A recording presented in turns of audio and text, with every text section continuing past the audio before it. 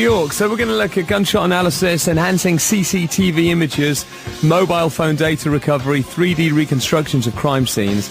We'll hear how it all works, and we'll also hear about the latest cutting-edge research into analysing fingerprints and what a fingerprint can reveal. More than you think. We'll explain later.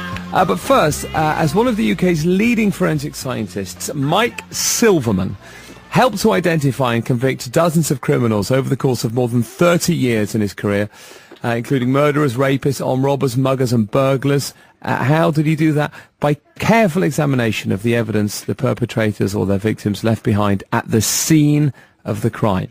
He started his career in the days when the aforementioned fingerprints were still kept on card files, and has seen firsthand the advances in technology which have changed the nature of forensic science over recent decades.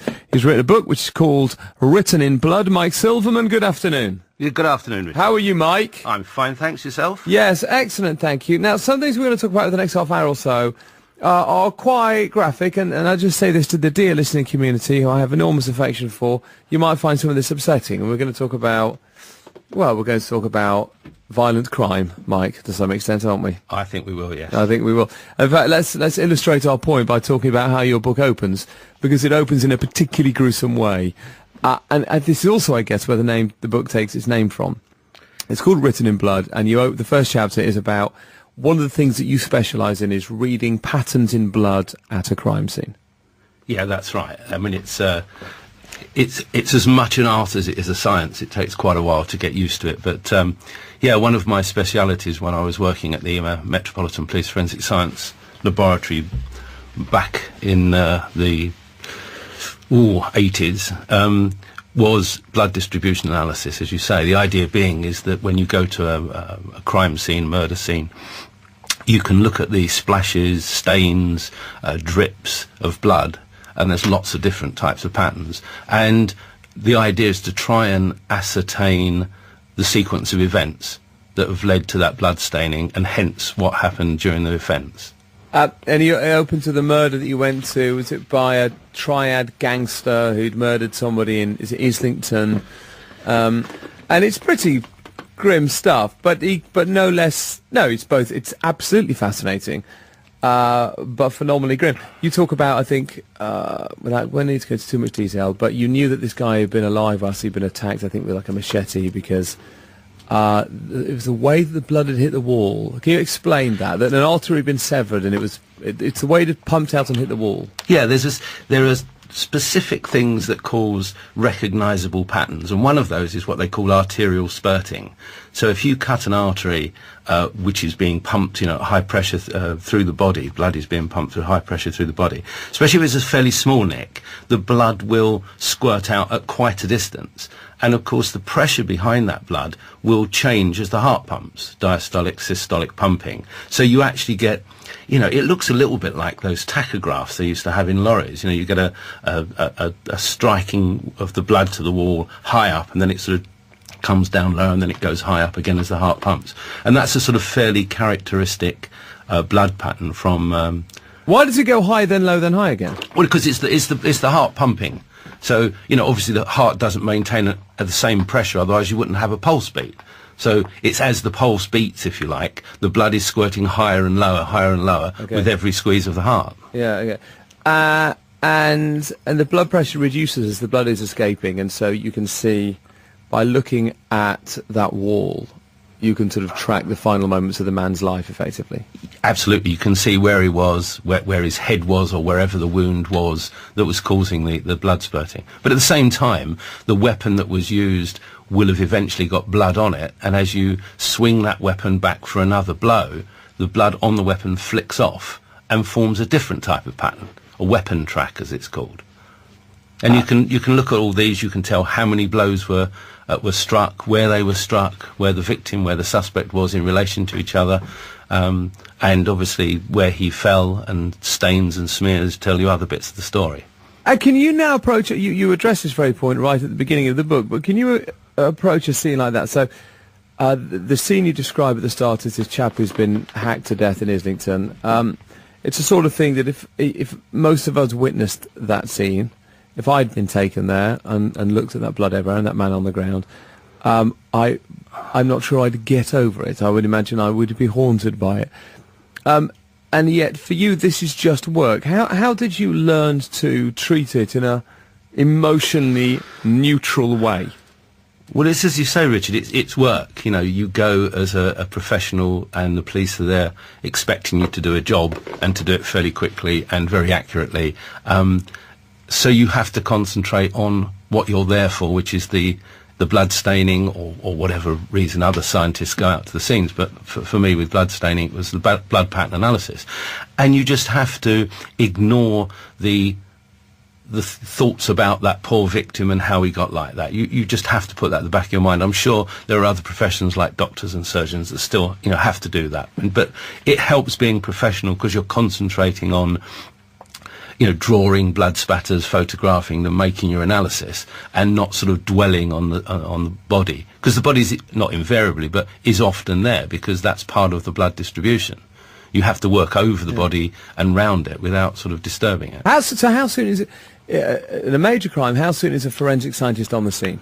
Well, again, it depends what it is, but if it's a murder, and it's a whodunit, as we would call it, as opposed to a domestic, one of the first people, they would seal the scene off, and the police would seal the scene off and call a forensic scientist out straight away to do the blood distribution. You're first there after the police? Well, the scenes of crime officers, there's a lot of confusion about what people do. SOCO's CSI, as they're now called after television programmes, are not forensic scientists. They're scenes of crime officers. They will go there and collect evidence. So what will actually happen is the police will get called out, recognise there's been a murder, scenes of crime will go out and secure the area, put a cordon round it, and clear a path to the body. When I say clear a path, I mean they will collect any evidence, cover any footprints, you know, shoe marks, that is, to make sure that I could go in and make sure I don't disturb the scene. And then someone like me would go in, if there's blood distribution to be looked at, almost next.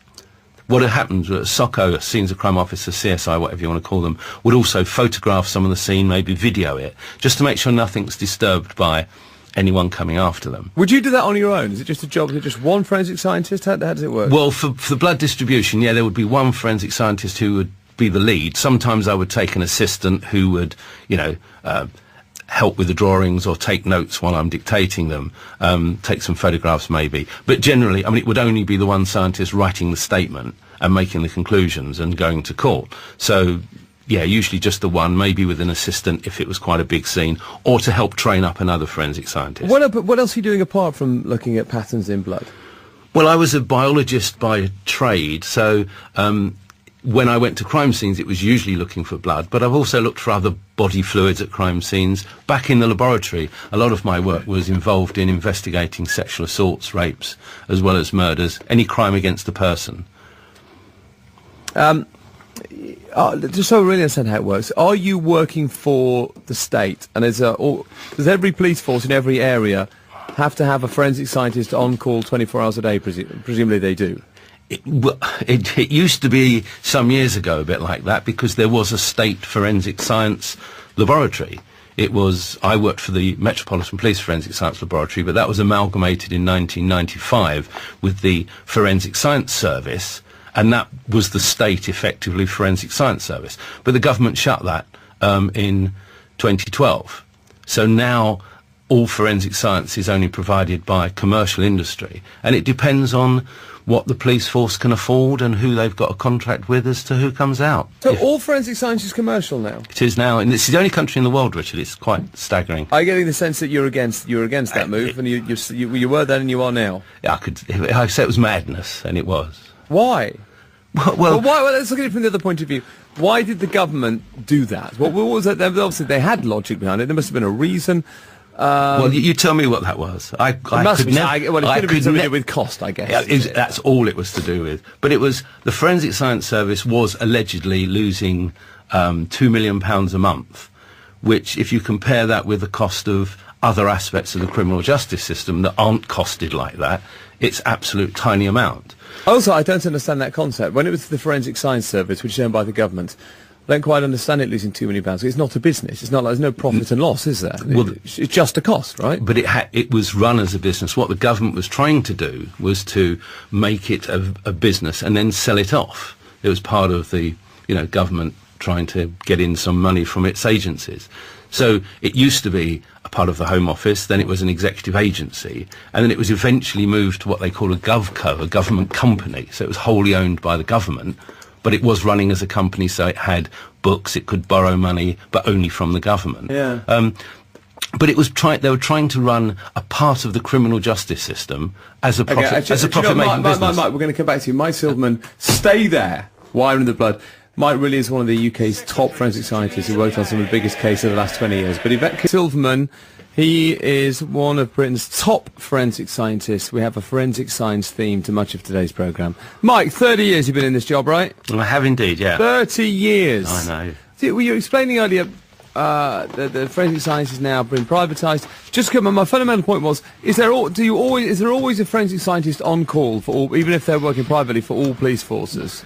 Yeah, I mean, it's up to the police force to have a contract that makes a forensic scientist available to them. But you have to have, don't you? Because a murder can happen anywhere at any time, and you're going to need a forensic scientist there on... A forensic scientist will always attend the scene of a murder, is that right? No. No? OK, go on. Because, I mean, a lot of murders are domestic. In fact, most murders are domestic. It's not a case of seeking who's done it. It's quite often quite obvious who's done it.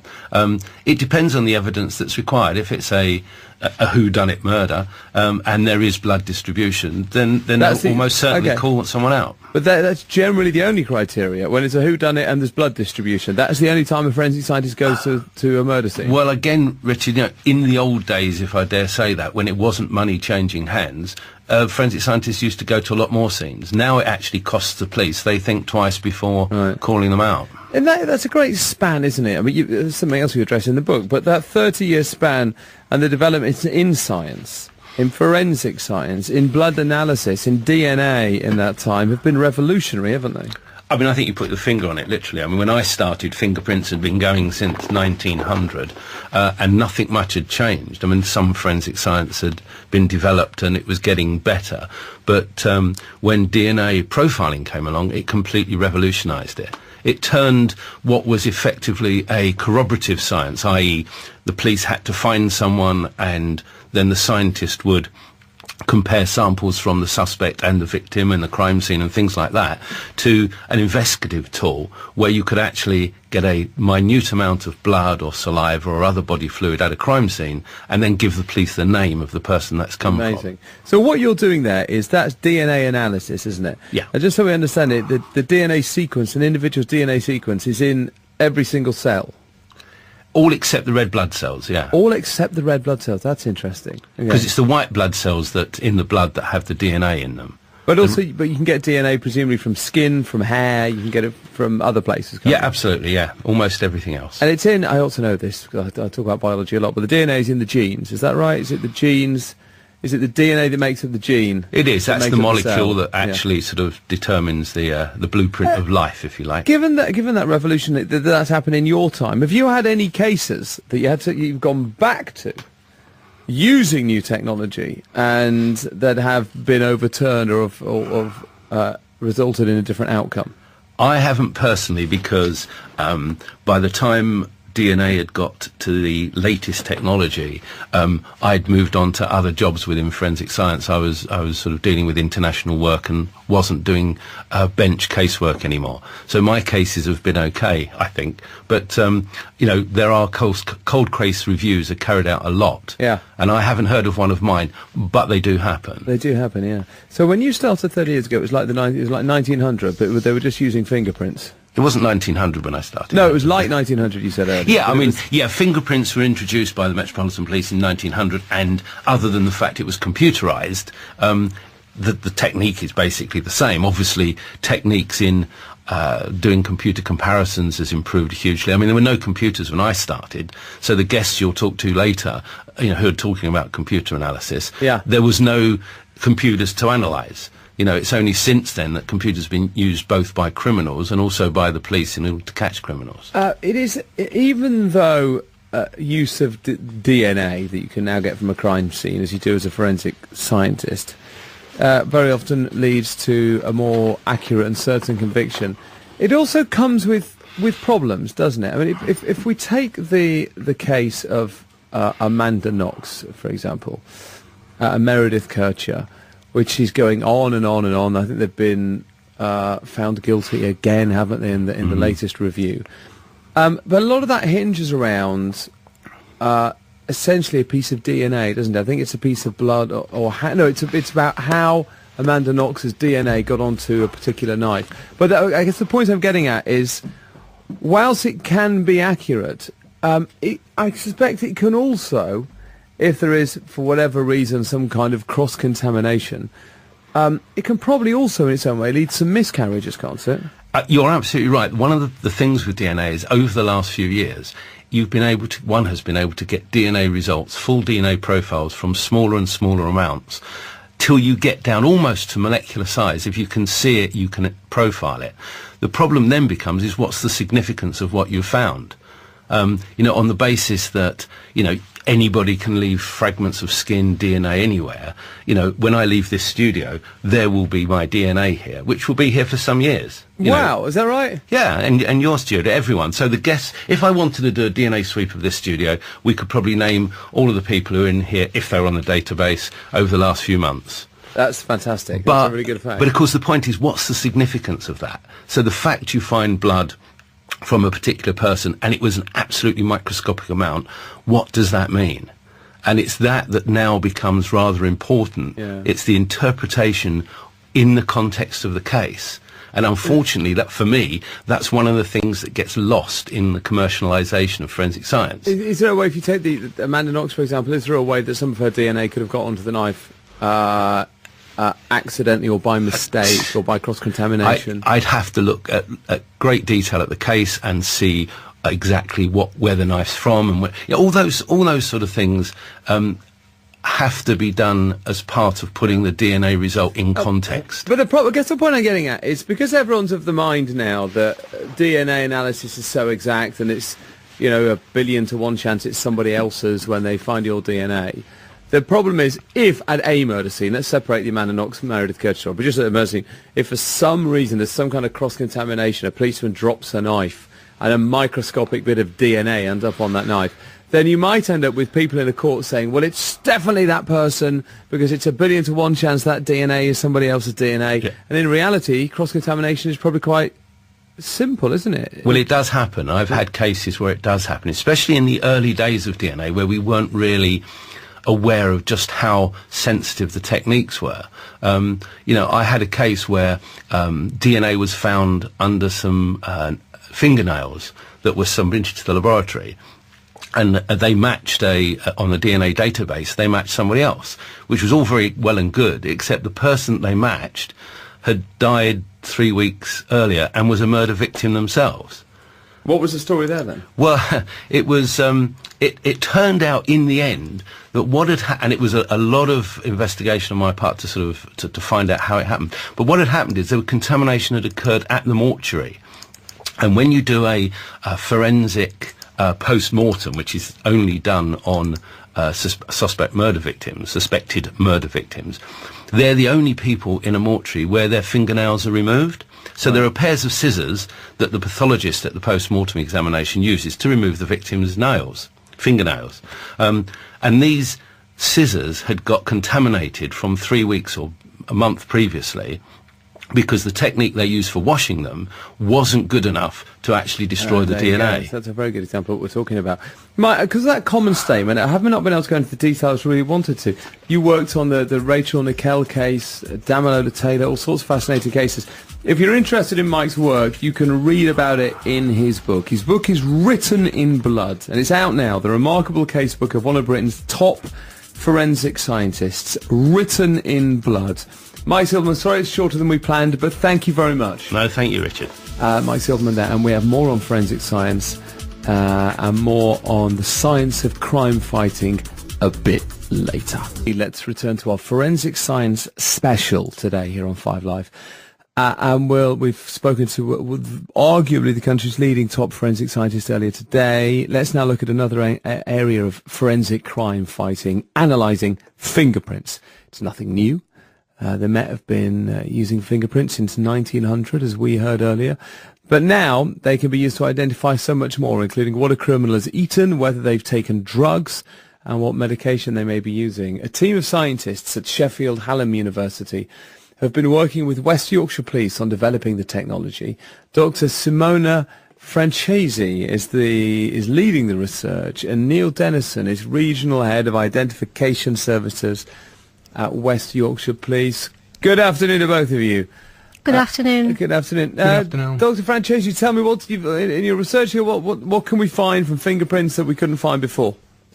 Well, all sorts of things, really. It's like a new old world is being disclosed before our eyes. The trick is that, you know, people have not thought about this for 100 years, is that what is left in a finger mark on a surface essentially are a mixture of chemicals, and they come from either your body or from the contact with other substances, for example from handling drugs, and so in principle whatever people have touched or whatever people have ingested and then excreted through sweat, because essentially that's what a finger mark is, then we can detect. So you can imagine there's plenty of information there to profile the offender and his activities prior to committing Why is that crime. new? I'm sure we could have all worked that out quite a long time ago, that a bit of sweat from a finger could tell you whether or not someone had taken some drugs. Why is this new? I think the focus was on primarily identifying the suspects through the characteristic ridge pattern, and forensic science has always been in the past a science that wasn't really concerned with explaining you know, what's happening when applying a certain technique, so all the chemical physical mechanism behind it. But there is now a big interest into the chemistry of the finger marks, so more and more people are now investigating these aspects. Neil, tell me, as Regional Head of Identification Services at West Yorkshire Police, what is Identification Services broadly, by the way, Neil? What does that include? Well, I'm responsible for the delivery of services in respect of fingerprints, footwear. In the facility in West Yorkshire Police, we also manage DNA. We have imaging services, and we develop fingerprints in the laboratories. Right. And what have you seen? Tell me about the advancements you've seen in the use of fingerprints in the last few years. Pretty much nothing. It's as Simona said, and I think Professor Silverman said earlier, for over 100 years, all we've done with fingerprints is pretty much put some powder on whatever surface the individual might have touched, develop that into an image, and then try to identify that image. In terms of the use of the fingerprint itself, it hasn't changed much at all. In terms of how we identify that fingerprint and the tools that we've got available, it's developed massively. In the last 10 years, or 10 to 15 years, computerization has enabled us to go from searching manual fingerprints, where we might search the fingerprints from a certain area against a mark from a crime scene. We can now search many, many millions of fingerprints in a matter of minutes. Yeah. And there's now a national fingerprint service system, so we are able to search a fingerprint from anywhere against everybody in the country who might have had the fingerprints taken. Is anyone who's ever had their fingerprints taken kept on computer now? If they are actually convicted of a recordable offence, okay. Yes. What about if they're given a caution? It depends on the circumstances around that caution. We have retention periods. We've got strict rules around how long we can and can't keep fingerprints for. If you've been convicted, how long can you keep them for? If you're convicted, we can keep them until you 99 years is the current guideline. Oh, right, okay. That's forever. Yes. Yeah. Yes. Okay, so anyone convicted, tough. You're allowed to hold that on a national database, and you can feed an image in, and within seconds it can just scan all the other fingerprints, can it, that it's got on there? In a nutshell, yes. It's not quite like you see on CSI on TV, I've got to say. It does involve a specialist who has to actually interpret that fingerprint. They actually need to tell the computer which finger they think it is in many occasions to narrow down the potential respondents. But yes, once the individual expert has actually coded that fingerprint, the computer can give them a list of potential respondents in a matter of minutes, but then a human being has to then interpret the result. Having said that, when you ask about developments, at the moment there are now what we call lights out technologies available which are being tested where the computer actually tells you that it is a match and isn't a match, but it still relies on a human being to actually interpret that. Why do we still focus so much on fingerprints, given that everything is just as individual, isn't it? And any cell, any bit of DNA which can come through sweat or hair or the shedding of a bit of skin, that's no less individual than a fingerprint.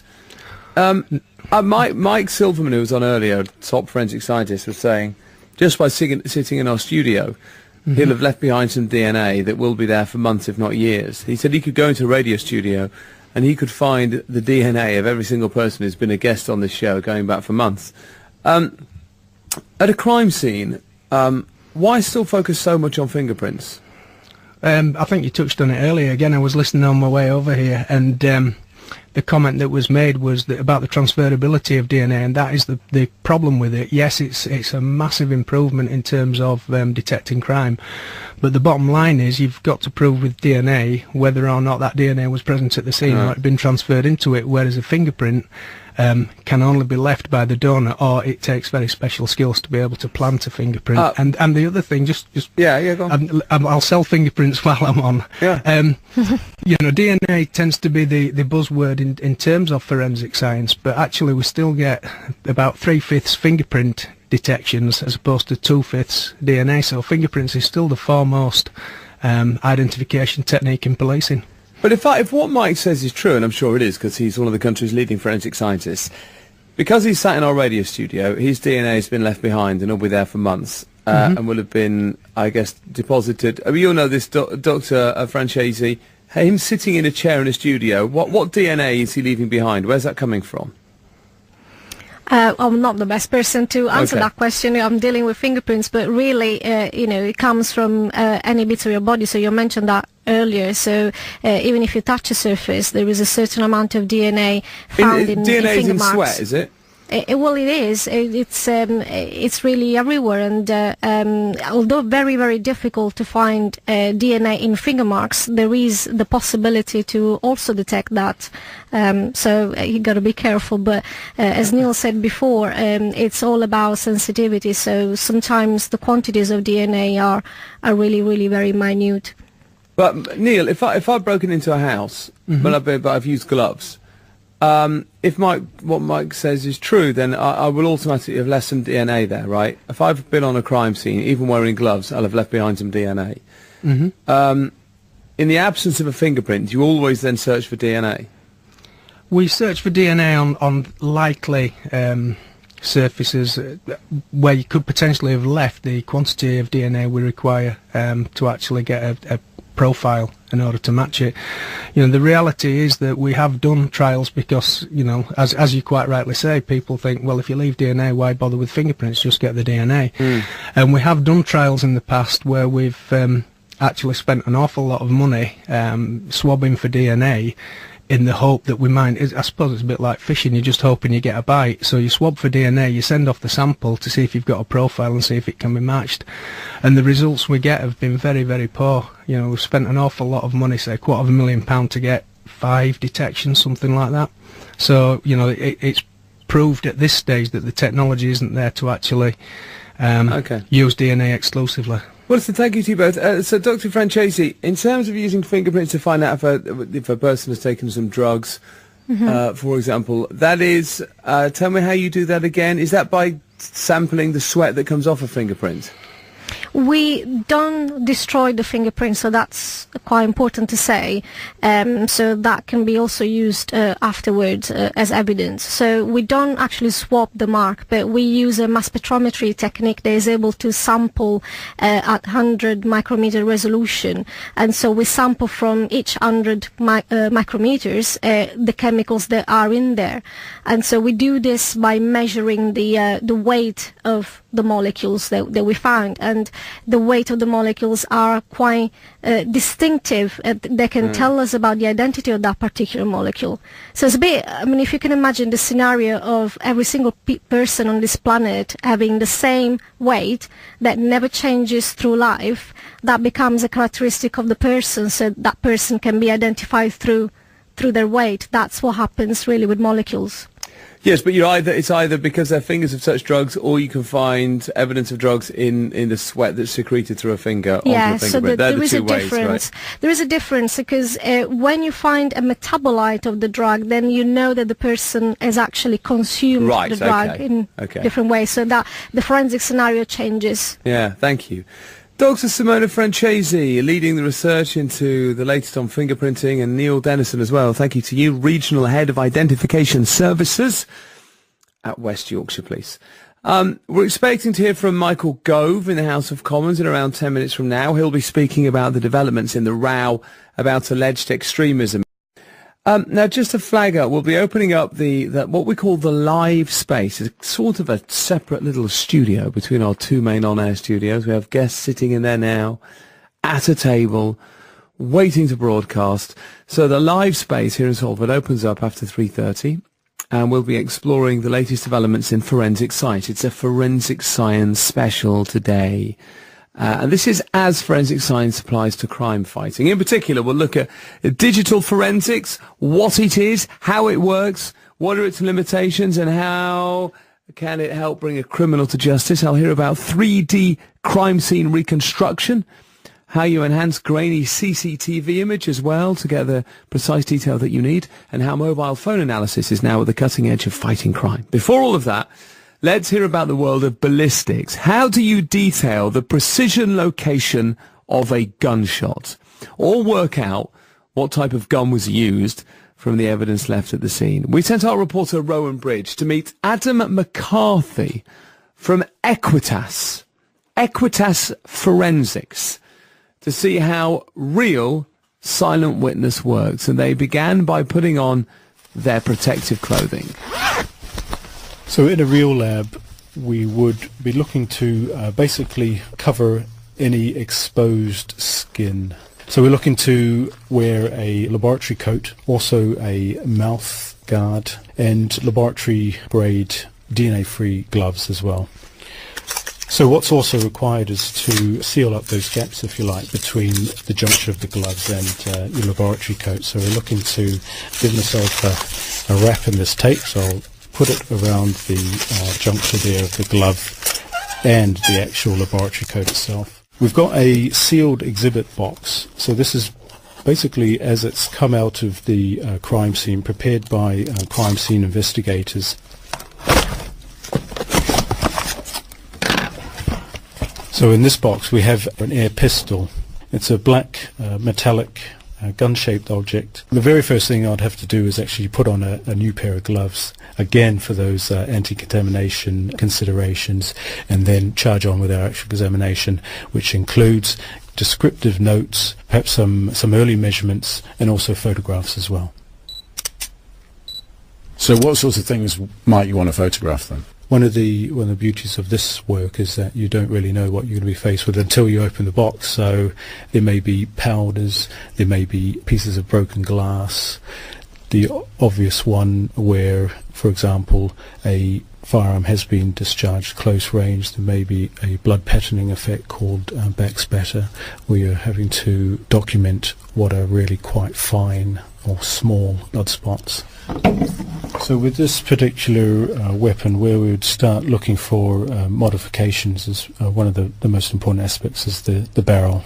If there are more and more machine marks or tool marks, gives you an idea of the crudeness or sophistication of the operation. So we're looking to see if any blockages have been removed, and again to what quality that's been done. Another phase of the examination involves getting it under the microscope, so it provides us obviously magnification to be looking at those various evidence types which aren't clear to the naked eye.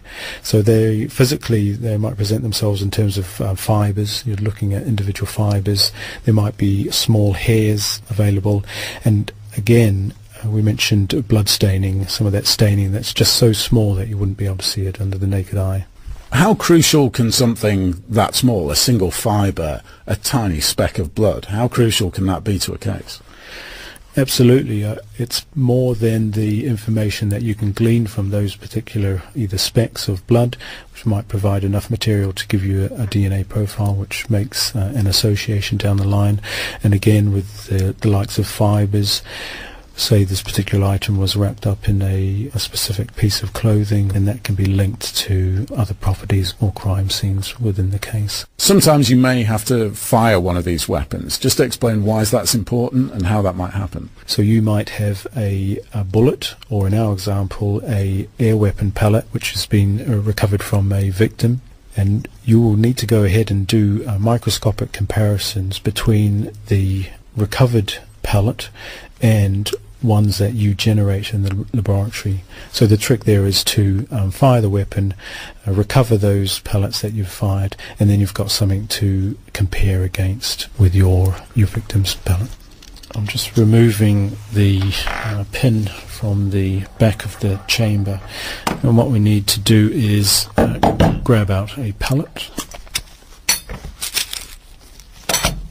Just loading that into the back of the air pistol. Now we're ready, it's live and good to be fired. Okay, firing. It's clearly a meticulous process of examining the gun, a microscopic examination of any bullets or residue and what have you. Once you've gone through all your testing process, explain what happens then. You're presented with a raft of notes, analytical results. You need to then provide a report for the purposes of either the investigating officers in the first part, where they might decide to carry on and take out or focus on particular aspects of the evidence, or further down the line providing a witness statement for purposes of court. Now, let's the man you heard in there, Adam, is with me. We're in what's called our prestigious live space now, here at the Salford facility, owned by the BBC. And let me say that to some other guests. So Adam is here, who you heard there, talking about forensics. And we have other guests who are going to talk about crime fighting. It's a sort of science, forensics, crime fighting special, all after 3:30.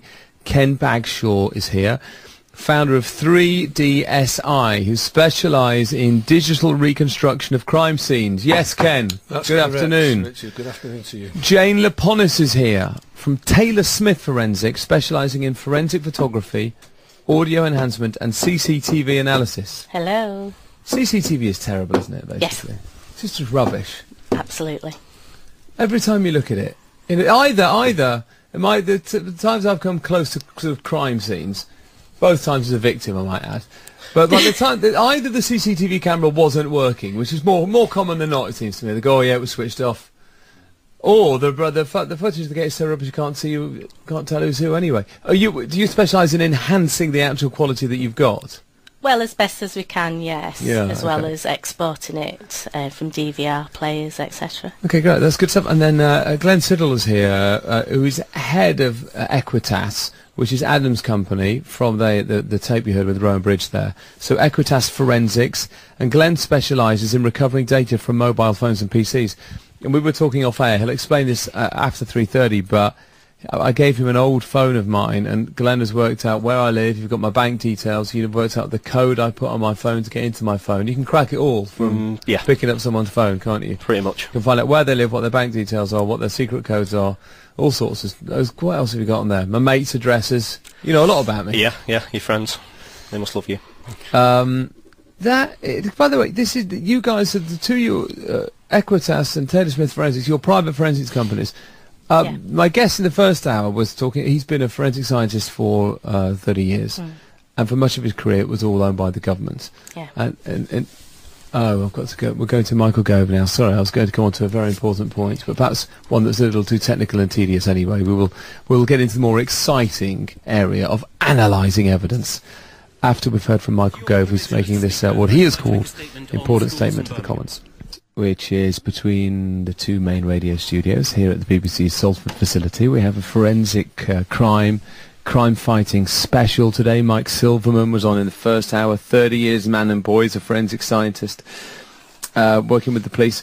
We have three excellent guests with me in our live space. Ken Bagshaw, founder of 3DSI, specialised in digital reconstruction of crime scenes. Jane Laponis is here from the Taylor Smith Forensics. They specialise in making CCTV images better because they are generally rubbish. And Glenn Siddall is here, head of Equitas Forensics. They specialise in recovering electronic data. He's been looking at an old phone of mine, has worked out my bank details, where I live, date of birth probably. Yep. Did you get date of birth? No. What did you get? I can get that off Wikipedia. I don't need to go on your... Yeah, that is true.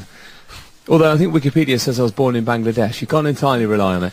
But a lot. We'll come on to what you found on the phone in just a second. So hello everybody. Hello everyone. Welcome to our live space. We'll start with Ken Bagshaw. Now, Ken, you're a former head of the Forensics Crime Scene Survey Unit at Manchester Police. So you worked with the forensic team at Manchester Police. Now you've set up your own company. So you've decided to go and make some money, in other words. Well, that's the game plan. Yeah. But it takes some time to obviously get established. You've only done this a couple of years, haven't you, right? Going on for 3 years now, 3 years. We're based at the Sharp project over in East Manchester. Just on a wider point, Mike Silverman was saying to me earlier that we are the only Western country that doesn't have a state forensic service, which does seem strange, doesn't it? I understand why you might get a private company to enhance CCTV images, because often police will bring in technical experts. You might get a private company to look at an old mobile phone because you're a technical expert. You buy in expertise, that's fine. But it's a bit more confusing as to why you would introduce the profit motive into going to a murder scene and looking at how the blood has fallen on the floor.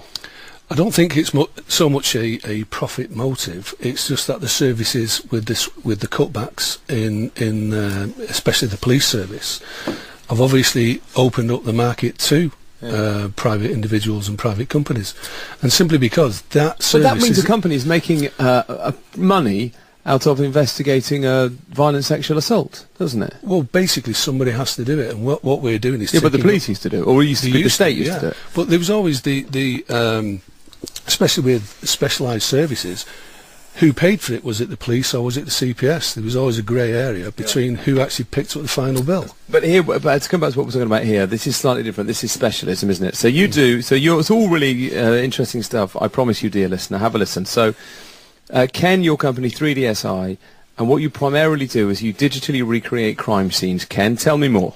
Basically, I do 3D laser scanning of crime scenes, and what that does, not to get too technical, is to create a three-dimensional point cloud. And what you can do with that point cloud is put the colour content on.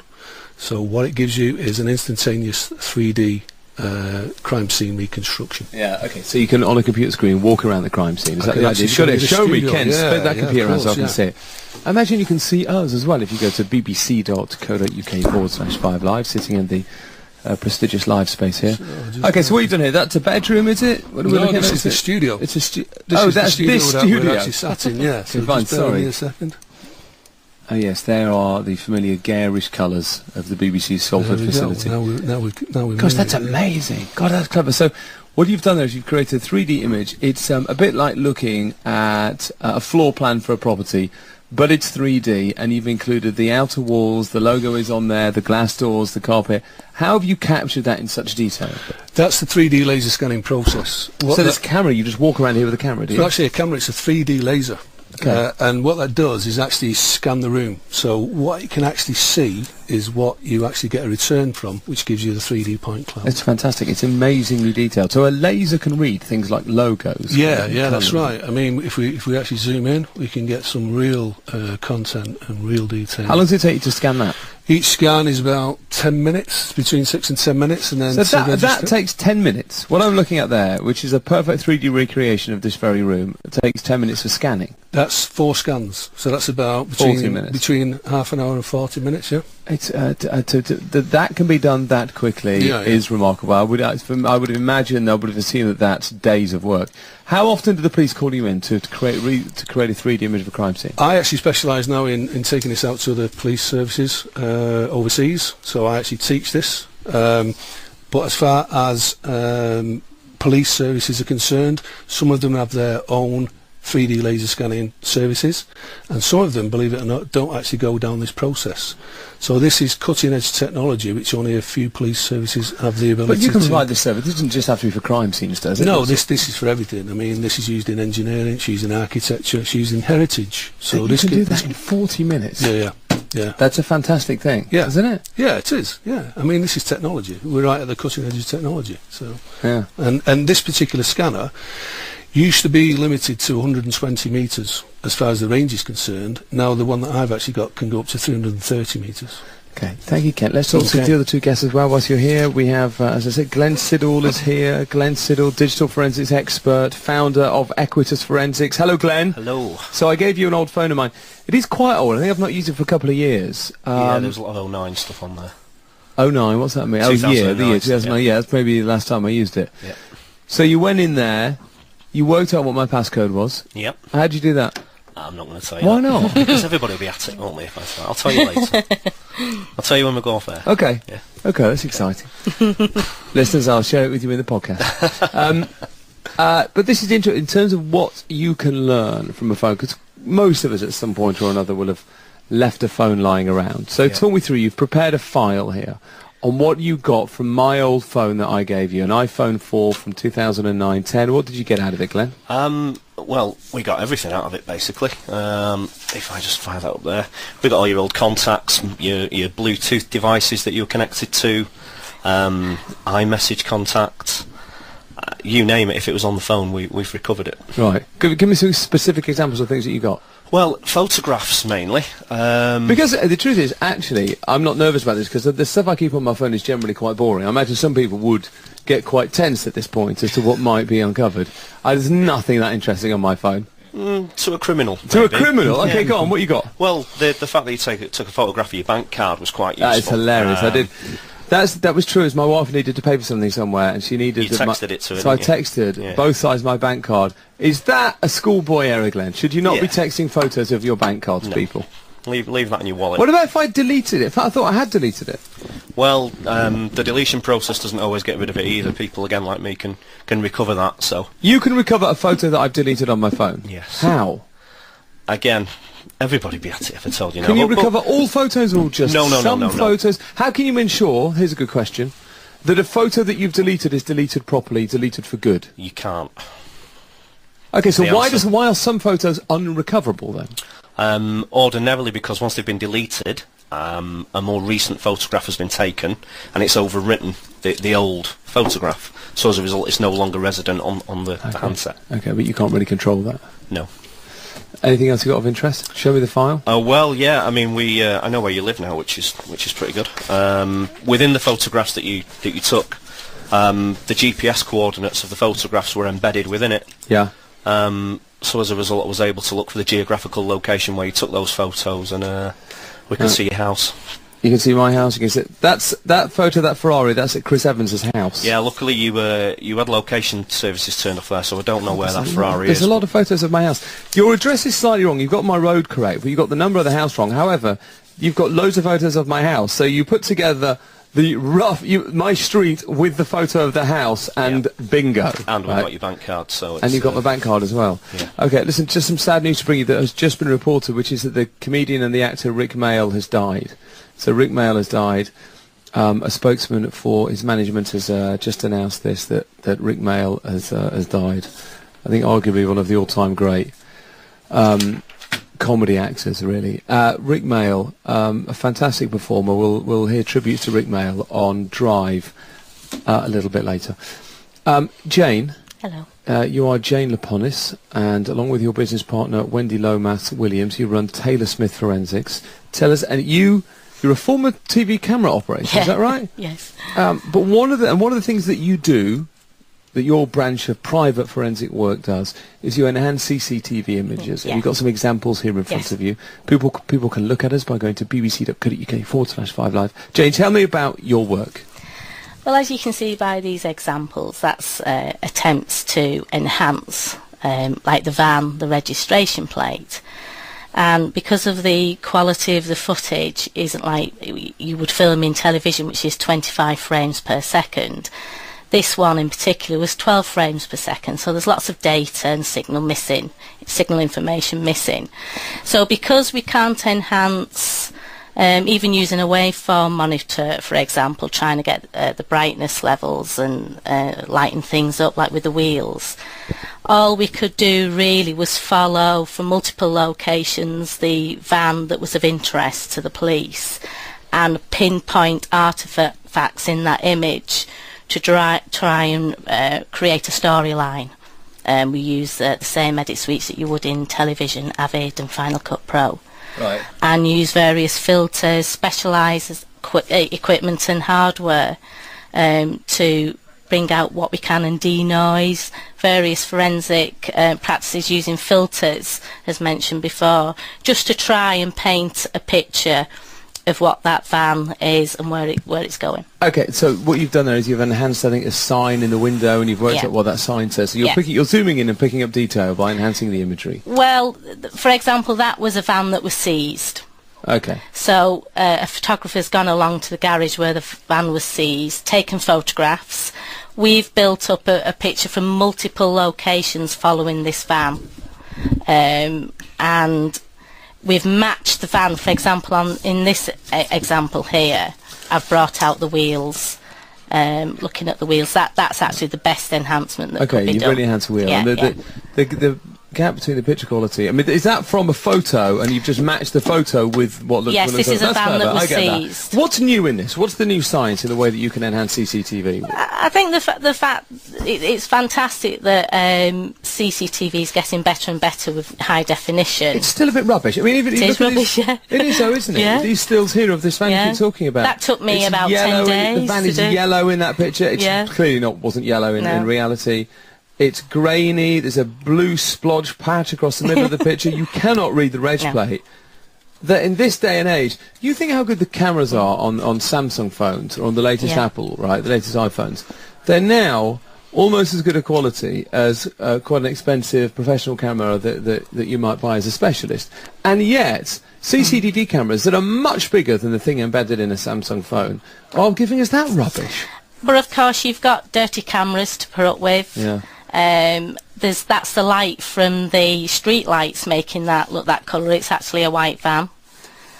So we have to go... I guess as well, it's all very well saying there's some brand new cameras out there. The cost in replacing all of Britain's CCTV with the latest cameras is phenomenal. Yeah. Presumably in maybe 20 years they might have caught up with where tiny little cameras are now in flat telephones, but it's going to take a long, long time. Meaning that you'll be kept in work for many years to come. That's the good news. Guys, thank you for that insight. And this will also all be included on our podcast as well a bit later. But thank you. It was just obviously it was a bit of a surface level introduction to your work, but it was hugely impressive. Thank you very much indeed. What are you going to do with my bank details now? We'll find out how much you've got in your bank account before we make that decision. Thankfully, that is a bank account that I no longer use. However, if I'm defrauded over the next few months, and unfortunately, Glenn, yours will be the first name that I give to the police. It's a good job I can hide my tracks, isn't it? It's the perk of the job. Thank you very much indeed. Yeah, that would technically make you an excellent criminal if you wanted to be one. And the fact I'm from North Manchester. Thank you very much. So Glenn Siddle of Equitas, Jane Laponis from Taylor Smith Forensics, Ken Bagshaw from 3DSI, and their friends Sean and Adam who've come see us as well. That's it. Thank you very much indeed. We'll be back tomorrow with some more guests and TV reviews. Coming up with those, some tributes to Rick Mail, who it's just been announced has passed away.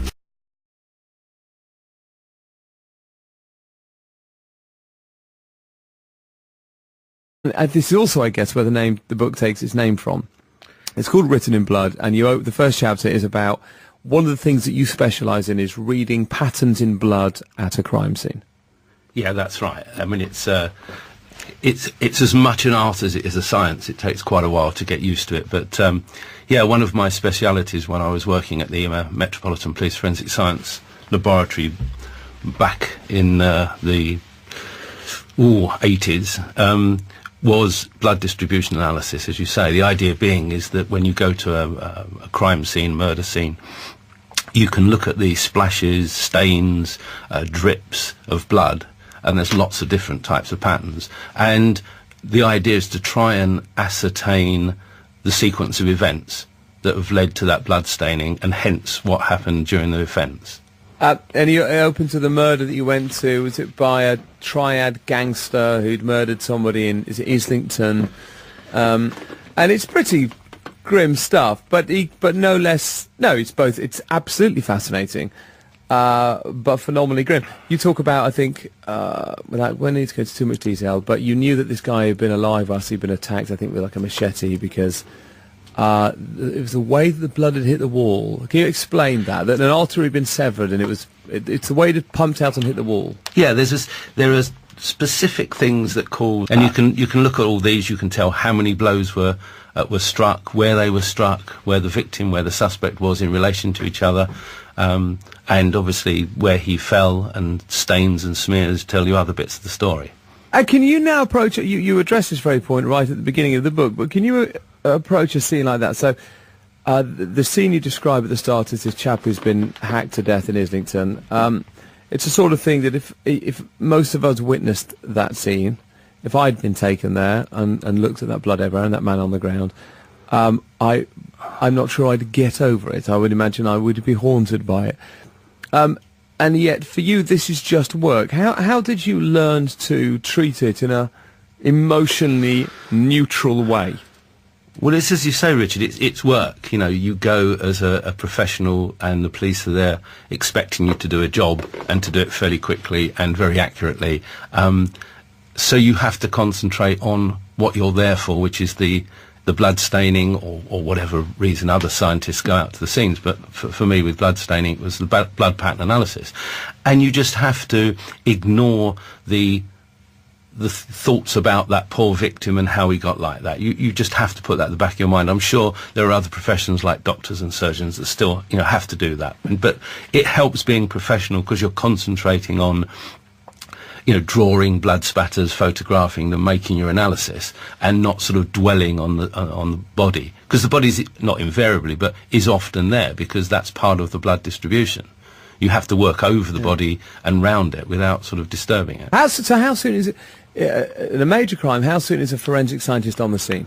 Well, again, it depends what it is, but if it's a murder, and it's a whodunit, as we would call it, as opposed to a domestic, one of the first people, they would seal the scene off, and the police would seal the scene off and call a forensic scientist out straight away to do the blood distribution. You're first there after the police?